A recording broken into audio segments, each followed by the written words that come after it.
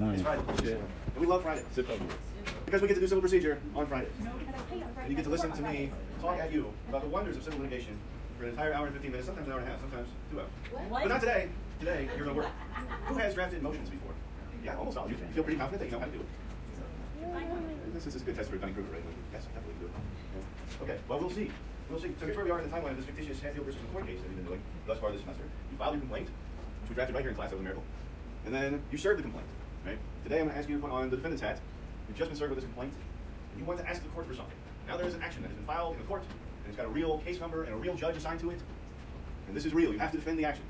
It's not real. It's made up in class. You know what I'm saying? You want to ask the court for something, and so, as many of you hopefully already know, you have to make a motion to do that. Well, how do you go about doing that? Obviously, it depends on the court that you're in. But what rules are you going to rely on? So the federal rules, 7B, a little bit of Rule 10, and Rule 11, okay? And that's about all you get. That's about all you get. Where do you think you might go in the Kentucky rules? 7.02 is a good place, right? Rule 7 is good. 7.02 is the counterpart to Rule 7B, right? Or CR 11, that's good too. But don't forget the local rules, because this is frustratingly different every place you go. Okay?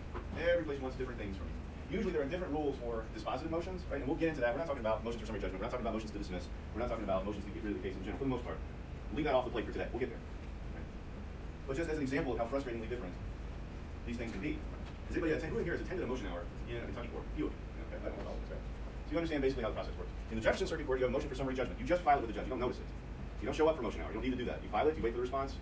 But if you want to have a hearing, maybe you ask for a hearing. You usually just wait. There's a thing called, an AOC 280 that you can file that some judges like and some judges feel a little cranky about. So again, know that judge. But it says, hey, we're ready for you to make a decision on this. Other than that, you just file, you wait. But you go out in the counties. Grayson County, Pulaski County. Counties that aren't Jefferson County, or Fayette County. Okay? Because those exist, you know that. And you have to file your motion for summary judgment at the motion hour. Here, if you do something like that, you show up at the motion hour, and you ask for a hearing, and then they give you a hearing, if you need a hearing on something, like a dispositive motion, they might give you a hearing 6 months in the future.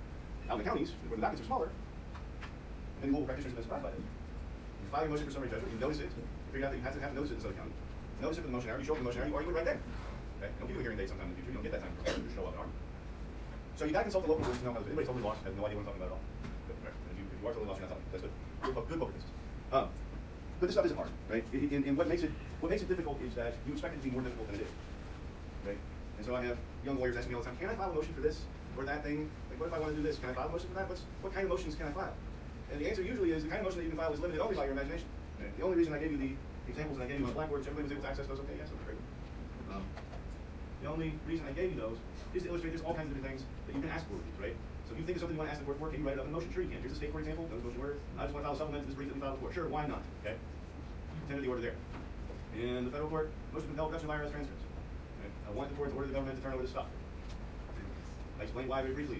That much different service. No tender order because you don't do that in the federal court. Right? My favorite is, this isn't exactly a motion, I guess. Have you guys seen this? This is my favorite of all time. Yes. Yeah, I know people in my class have seen it. It's style and notice, but really it's a motion to F this court and everything it stands for. Which the Washington Post describes as the legal document America needs. Yeah. Pro se stuff is the best. Okay, so pretty much anything you can think of, put it into a motion, follow the rules, especially the local rules, and then draw it up, okay? Can you do it? You can, and you will, right? Put your defense hat on, you represent the defense. His name is James Hatfield, the plaintiff is Leonard McCoy.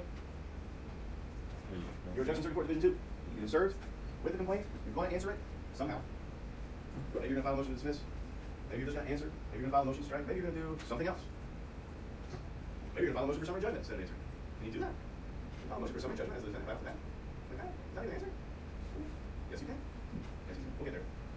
But right now, you need more time to figure it out. You figure out what it is you're going to do. Okay? The 20 days for related service is just not going to touch you. So you might ask for more time. Okay? Draft me up a motion that you could really file in the Jefferson period. Okay?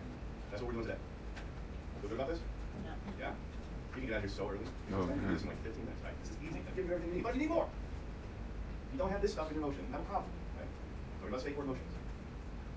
Heading, the title, including the case number, because if you file something in any court without a case number, electronic filing makes this a little bit more forgiving.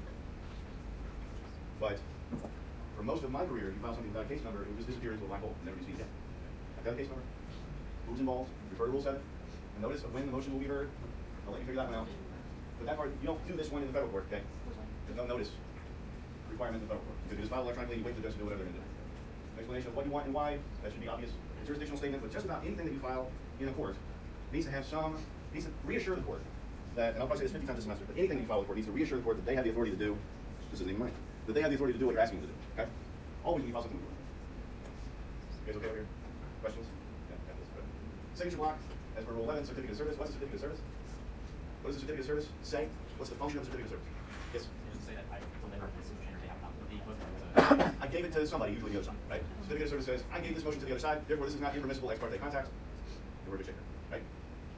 And then attended order, again, just in the state court. No, we're in the Jefferson Circuit Court. I'll go back. Jefferson Circuit Court, Division 2. Okay, so I'm going to share the same document we did the complaint on. Ready? Working here, go. We think you got it for your hand, I'm going to look at it where you are, okay? Oh, my order. Tender order. This here? Tender order. Yep.